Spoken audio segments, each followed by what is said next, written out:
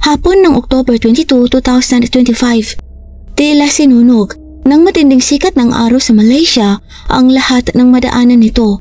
Ngunit sa loob ng isang 5-star hotel suite sa gitna ng lungsod, malamig ang hangin, parang nagyayalong katahimikan. Sa loob, nakatayo ang kilalang rapper na si Nami Wei.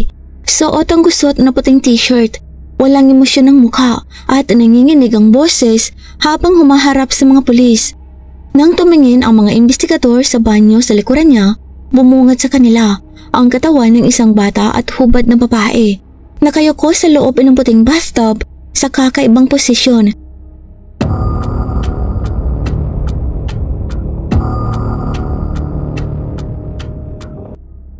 Ang babaeng yon ay walang iba kundi si Shi Yushin na mas kilala sa social media bilang si Irish Ye, isang sikat na hot Taiwanese internet celebrity. Ngunit ang higit na nagpasindak sa lahat, ang bathtub ay tuyong-tuyo. Wala na isang patak ng tubig at ang mga tiles ay malinis na parang walang nangyari. Matapos pansamantalang ma-detain para sa medical na pagsusuri, lumabas sa toxicology test na may 4 na klase ng ipinagbabawal na gamot sa katawan ni Nami Wei. Sa bulsa ng kanyang t-shirt nakakita rin ng mga pulis ng 9 na asul na tableta na hindi matukoy kung saan nanggaling. Nang tanungin kung ano ang nangyari, sinabi ni Nami Wei na nag-uusap lang daw sila ni Irish tungkol sa trabaho at bigla raw nitong kinitil ang sarili habang naliliko. Ipinilit niyang sinubukan niya itong iligtas, ngunit wala na raw siyang nagawa. Supalit nanatiling palaisipan ng lahat, bakit kailangang may troka kung usapang trabaho lang? At paanong biglang hihinto ang tipok ng puso ng isang batang malusog na babae? Muling nabuhay ang interes ng publiko. Ngayon ay nakatuon sa malungkot na nakaraan ng babaeng humantong sa malagim na kapalaran. Si Irish Ye ay ipinanganak noong 1993 sa Taiwan. Bata pa lang siya, kapansin-pansin na ang kanyang inosenteng ganda at akaakit-akit na pangangatawan. Dahil dito at sa kanyang pagsisikap, natanggap siya sa Department of Nursing sa Central Taiwan University of Science and Technology. Alam niyang hindi madali ang tatahakin, ngunit matapos makapagtapos, agad siyang nagtrabaho sa ospital. Dito siya nakilala bilang isang dedikado at mapagmahal na nurse. Palaging nakangiti, mahinahon at buong pusong inaalagaan ang mga pasyente. Dahil sa kanyang kabaitan at profesionalismo, hinangaan siya ng mga kasamahan at tinawag pa ng mga pamilya ng pasyente bilang ang pinakamagandang nurse. Sa labas ng trabaho, mahilig si Irish sa fashion. Madalas siyang mag-eksperimento ng mga kasuotan at magbahagi ng mga simpleng larawan ng kanyang araw-araw na social media. Isang araw, nag-post siya ng isang simpleng litrato. Nakasuot lang ng t-shirt at maong, nakalugay ang buhok at may ngiting nakakahawa. Hindi niya inaasahan ang susunod na mangyayari. Nag-viral ang larawan magdamag. Hindi lang dahil sa kanyang ngiti, kundi dahil sa grasyosong hubog ng katawan na bahagyang nakikita sa simpleng kasuotan. Dahil dito, sumikat siya bilang nursing goddess at biglang tumaas ang kanyang mga followers. Ang biglang pagsikat na yon ang nagbukas ng isip ni Irish na maaaring mabuhay ng mas malaya, mas matapang at mas makulay. Dahan-dahan, napalitan ng ambisyon ang dating tahimik na buhay sa ospital. Bagamat nasa edad na siya, kung kailan karamihan sa mga babae ay nag-aasawa na, hindi siya nagmamadali. Ayaw niyang mamuhay ng ordinaryo. Ang hinahangad niya ay ang liwanag ng entablado at ang maramdaman ang mga matang nakatingin sa kanya. Kaya laban sa kagustuhan ng pamilya at mga kaibigan, nagdesisyon si Irish na iwan ang profesional bilang nurse at tahakin ang mundo ng social media bilang isang content creator at influencer. Ngunit hindi madali ang mundong yun. Isang lugar yon na puno ng magagandang mukha at matinding kompetisyon, kung saan hindi sapat ang ganda lang para magtagumpay. Alam ito ni Irish, kaya noong 2019, nag-upload siya ng video na nakabikini habang nasa shrimp fishing camp, gumagawa ng Thai-style milk tea at nakikipagkulitan sa mga fans. Nagkaroon ng malaking kontrobersiya. Tinawag siyang bastos at sinisi ng ilan sa paglapastangan sa propesyon ng mga nurse. Ngunit marami ring lalaking tagahanga ang humanga sa kanyang tapang at pagiging totoo. Ang ingay na dulot ng isyong yon ay nagpa-viral lalo sa kanya. At mula roon, mas naging mapangahas si Irish sa pagpapahayag ng kanyang sarili. Alam niyang ang katawan niya ang kanyang puhunan, kaya ginawa niyang intaplado ang bawat sikat na lugar sa mundo. Isang halimbawa, nang maghubad siya ng coat sa harap ng Louvre Museum sa France, suot lamang ang itim na lace lingerie habang pinapanood ng mga turista. Kinailangan pang makialam ng mga pulis. Sa Switzerland, sa gitna ng nagyayelong bundok, nakasuot siya ng pink lingerie ngumiti sa kamera habang nakasakay sa cable car na tila walang pakialam sa lamig. Dahil dito, mas dumami ang kanyang mga tagahanga, pero sabay ding dumagsa ang matinding batikos. Tinawag siyang malaswa, attention seeker, at sinisisi sa pagpapahiya sa imahe ng Taiwan, ngunit hindi siya natinag. Ang kanyang walang takot na personalidad at pagiging totoo sa sarili ang lalong nagpatatag ng kanyang fanbase. Marami ang humanga sa kanyang tapang na sumuway sa mga pamantayan ng lipunan. Dahil dito, pumasok si Irish sa ginintuang yugto ng kanyang karera. Sunod-sunod ang mga endorsement, event invitations at kilala na siya sa iba't ibang platforms. Ngunit sa likod ng mga ngiti at liwanag ng kamera, walang nakakaalam na may anino na ng trahedya na unti-unting lumalapit sa kanya. Ayon sa mga ulat ng lokal na media, umabot sa mahigit $290,000 kada buwan ang kinikita ni Irish, kaya't hindi na niya kailangang mag-alala tungkol sa pera. Kasabay ng tagumpay sa karera, nanatili siyang malaya pagdating sa pag-ibig. Kahit paniligawan siya ng isang mayamang negosyante at binigyan ng marangyang mga regalo, tinanggihan pa rin niya ito. Hayagan niyang sinabi sa publiko na wala siyang balak ang magpakasal, na hindi siya interesado sa buhay na umiikot lang sa asawa at mga anak. Ngunit sa isang pagkakataon, nakilala ni Irish na noon ay isa ng kilalang personalidad sa mundo ng kasikatan, ang isang lalaki na magiging bahagi ng kanyang kapalaran, si Wei Mingchi, na mas kilala sa kanyang stage name na Nami Wei, isang tanyag na rapper sa Chinese-speaking music industry. Pagdating kay Namawi, walang duda sa kanyang husay at talento. Isa sa pinakatanyag niyang awitin, ang Stranger in the North kasama si Wang Leihom, ang naging daan sa pagsikat ng kanyang pangalan sa buong Asya. Ngunit kasabay ng tagumpay, sumunod ang kontrobersiya. Noong 2007, naglabas siya ng kantang Nagarakuko, isang satirikong awitin na pinuna ang sistema at politika ng gobyerno sa Malaysia. Dahil dito, ipinag-utos ng pamahalaan ng Malaysia ang kanyang pagkaaresto. Sinasabing nilabag ng kanta ang mga batas ng bansa. Ang insidenteng yon ang nagpasikat sa kanya ng matindi at itinuring siyang mapangahas at lantad sa katotohanan, isang imahe na dinala niya sa kanyang buong karera. Matapos ang gulo, napilitan si Namiwi na lisanin pansamantala ang Malaysia at namuhay sa uri ng self-exile bago tuluyang bumalik upang ipagpatuloy ang kanyang sining. Noong 2011, siya mismo ang nagdirek at bumita sa pelikulang Nasi Lemak 2.0 na muling nagdulot ng mainit na pagtatalo dahil sa mga paksang tinatalakay nito. Bagamat binatikos, naging matagumpay sa takilya ang pelikula at tumatak sa kasaysayan ng Malaysian cinema. Patuloy na ipinaglaban ni Namiwi ang kalayaan sa sining. Para sa kanya, ang art ay hindi dapat nililimitahan. Ngunit dahil dito, itinuring siyang persona non grata ng mga otoridad at madalas siyang makaranas ng censorship at pagpapawal. Noong 2019, biglaang kinansela ang kanyang New Year's Eve concert sa Kuala Lumpur nang walang abiso. Pagdating naman ng 2024, muling nabalot ng iskandalo si Namiwi matapos akusahan ng mga Chinese authorities ang kanyang kantang Descendants of the Dragon na nilalapastangan ang pamahalaan. Dahil dito, ipinagbawal siya sa maraming platform at tinaguri ang artist with bad record. Pagbalik sa kasalukuyan, sa loob ng himpilan ng pulisya sa Malaysia, ipinaliwanag ni Namawi na ang pagkikita raw nila ni Irish ay puro profesional. Plano ni Irish na palawakin ang impluensya niya sa Southeast Asia at nais niyang gumawa ng isang proyekto na makakakuha ng matinding atensyon. At sino pa nga pa ang mas babagay sa ganoong ideya kundi si Namiwi, isang taong eksperto sa paglikha ng kontrobersiya. Ayon sa kanya, nagkaintindihan agad sila ni Irish. Nagsimula silang magplano ng isang collaborative video project na magpapataas pa ng kasikatan ng pareho nilang pangalan. Para kay Irish, ang pagkikipagtambal kay Namiwi ay isang hakbang patungo sa pandaigdigang pagkilala. At para kay Namiwi, ang pagkakaroon ng proyekto kasama ang nursing goddess ay maaaring muling buhayin ng kanyang imahe at popularidad. Ngunit marahil sa pagkakataong ito, hindi inaasahan ni Irish kung gaano kabigat ang mga panganib na kaakibat ng mundo na kanyang ginagalawan. At ang proyektong inaasahan niyang magbibigay ng liwanag ang siyang magiging simula ng kanyang trahedya.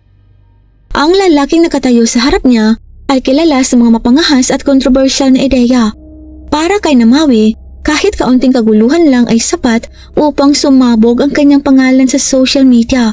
At sa mga nagdaang taon, ang kanyang pagiging mapusok ay lumampas na sa lahat ng hangganan. Umabot na sa suktulan ang pagiging walang takot ni Namawi noong April 1, 2024 nang maglabas ang kanyang management company ng balitang namatay ang manusya. Ang anunsyo ay anyong obituary. Nakasaad doon na pumanaw na raw ang rapper. Bagamat walang kumpirmasyon, kumalat ito sa mga pangunahing media outlet sa loob lamang ng ilang oras. Para gawing mas kapanipaniwala, inimbitahan pa ng kanyang studio ang mga magulang ni Namawi upang tumalo sa tinaguriang memorial service. Ngunit kalaunan inamin ni Namawi na ang lahat ng yon ay palabas lamang, isang living farewell ceremony o buhay na burol na ginawa niya bilang social experiment. Ang naturang stunt ay nagpasiklab ng galit online. Marami ang nagsabing sumobra na siya sa pagbibiro at ginagamit niya ang kamatayan bilang pang-aliw lamang. Ngunit kung susuriin, makikita na si Namawi ay may iisang paraan ng pagkuha ng pansin. Gamitin ang kontrobersiya bilang sandata. At sa ganitong pananaw, hindi nalalayo si Irish. Pareho silang walang takot, parehong nabubuhay sa paglapag ng hangganan, at parehong umaasa sa gulat at diskusyon upang manatiling sikat. Kaya't nang magtagpo ang dalawang personalidad na parehong mapanganib, ang kanilang pagsasanib puwersa ay nagbunga ng di inaasahang pagsapog. Isang koneksyong puno ng karisma, panganib at misteryo. At hindi nga sila nabigo sa paghahatid ng kontrobersiya. Noong October 20, 2025, lumipad si Iris mag-isa mula Taiwan patungong Kuala Lumpur, Malaysia. Pagdating niya roon, nag-post pa siya sa social media, nakangiti, masigla at puno ng pananapik. Pagdating sa Malaysia, nag-check-in si Iris sa isang marangyang 5-star hotel sa puso ng Kuala Lumpur. Isang lugar na sa loob lamang ng 2 araw ay magiging sentro ng isang trahedyang yayanig sa buong Asya. Sa itinakdang oras, dumating si Namiwi sa suite ni Iris. Dala ang dahilan na pag-uusapan daw nila ang mga plano para sa kanilang filming project. Sa simula, maayos at profesional ang lahat. Ipinakita ni Iris ang kanyang mga creative ideas ng may kumpiyansa, habang maingat na nakikinig si Namiwi at sumasagot ng magalang at maayos. Ngunit pagsapit ng gabi, unti-unting nagbago ang hangin sa silid. May isa sa kanila ang nagmungkahing uminom muna kaunti para ma-relax. Ngunit hindi lang bote ng alak ang binuksan ng gabing yun. May isa pang maliit na kahong puno ng panganib ang inilapas. Ayon sa investigasyon ng pulisya, natuklasang si Namiwi ay matagal nang gumagamit ng droga. At sa pagsusuri ng kanyang katawan, 4 na klase ng ipinagbabawal na gamot ang natagpuan. Hindi pa rin malinaw kung palihim ba niyang dinala ang droga sa kanilang pagpupulong o kung alam mismo ni Iris at kusang sumama sa paggamit nito. Ayon sa sariling pahayag ni Namiwi, ang seryosong meeting daw ay unti-unting nauwi sa isang pribadong kasiyahan sa pagitan nilang dalawa. May musika, alak at isang hindi maipaliwanag na tensyon sa pagitan nila hanggang tuluyang nag-iba ang enerhiya sa silid. Ikinuwento ni Namiwi na pumasok daw si Iris sa banyo at inakala niyang mag-aayos lang ito ng sarili. Ngunit matapos ang mahabang paghihintay, napansin niyang tahimik na tahimik ang paligid. Wala man lang tunog ng umaagos na tubig. Kinabahan siya. Kumatok siya ng ilang ulit, ngunit walang tukon. Kaya dahan-dahan niyang binuksan ang pinto na hindi pala nakalak. At ang sumunod na eksenang bumungad sa kanya ay nagpayanig sa kanyang buong pagkatao. Nakita niya si Iris hubot-hubad sa bathtub, nakapikit ang mga mata at maputla ang mukha. Tila wala ng buhay. Agad siyang lumapit at sinuri kung humihinga pa o may tibok ang puso. Ngunit walang galaw ang dibdib ni Iris, patay tahimik. Sa gitna ng matinding pagkataranta, sinubukan ni Namiwi na mag-CPR, umaasang may pag-asang mabuhay pa ito. Pagkatapos ay tumawag siya agad sa emergency hotline 999 ng Malaysia. Pagdating ng mga pulis, kita sa kanya ang matinding pagkakulat, nanginginig, nauutal at hindi maayos ang pananalita. Sa kanilang pagsisiyasat, natagpuan sa kanya ang 9 na asul na tableta na hindi pa rin matukoy kung ano. Sa loob ng malamig at nakabibinging katahimikan ng hotel room na yon, si Namiwi, na nag-iisang tao sa pinangyarihan, ay agad itinuring na pangunahing sospek. Inaresto siya sa mismong lugar at dinala sa presinto ng gabing yon. 2 araw pagkatapos ng insidente noong October 24th, formal na kinasuhan si Namiwi ng 2 krimen, illegal possession at illegal use of narcotics. Ayon sa batas ng Malaysia, kung mapatunayang nagkasala, maaari siyang makulong nang hindi papaba sa 2 taon, bukod pa sa pagpapalo o caning at multa bilang kabayaran sa pinsala.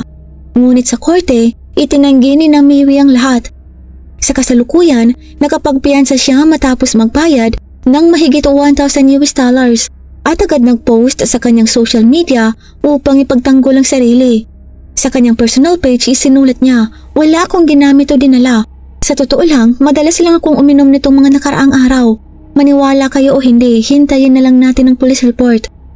Sinisi niya ang alak sa lahat ng nangyari at binatikos pa ang emergency response system ng Malaysia. Sinasabing kung tumating daw ng mas maaga ang mga paramedics, maaaring buhay pa si Iris. Ngunit madaling gumuho ang depensa ni Namiwi sa harap ng investigasyon at ang unang sumagot sa kanyang mga pahayag ay walang iba kundi ang mismong pulisya ng Malaysia. Ang hepe ng pulisya ng Kuala Lumpur ay nagsalita sa publiko at kinumpirmang positibo sa 4 na uri na ipinagbabawal na gamot ang resulta ng urine test ni Namiwi. Idinagdag din niyang bagamat ulang natagpo ang ebidensya ng panghahali sa lugar, nakumpirma ng mga investigador na magkasama nga sa iisang silid sina Iris at Namiwi noong gabing yun. Pagkatapos nito, mabilis na bumwelta ang mga kaibigan ni Iris.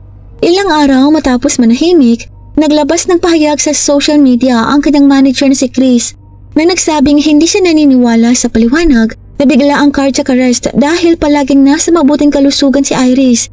Direkta pa niyang hinarap si Namiwi at sinabing ang mga pahayag mo ay salungat sa ulat ng pulisya. Saan nanggaling ang mga asul na tableta? Ikaw ba ang nagbigay sa kanya? Niloko mo ba o pinilit mo siyang inumin yon? Sabihin mong totoo. Iginiit ni Chris na hindi kailanman gumamit si Iris ng anumang illegal na droga habang siya napupuhay at nangakong ipaglalaban niya ang hustisya para rito. Isa pang influencer na kaibigan ni Iris, si Vivian, ay mas pinaigting pa ang galit. Tinawag si Namiwi na walang pananagutan at tuwag na nagtatago sa sarili niyang balat. Samantala, kumalat online ng mga chismis na posibleng may naganap na financial transaction sa pagitan ni Iris at Namiwi. Ngunit agad itong pinabulaanan ni Vivian. Ayon sa kanya, kumikita si Iris ng daan-daang libong dolyar kada buwan mula sa kanyang mga paid subscription platforms, kaya't wala siyang dahilan para makipagkasundo ng ganoong uri. Sa katunayan daw, kung may magpapayad man, malamang si Iris pa ang magbibigay, hindi kabaligtaran.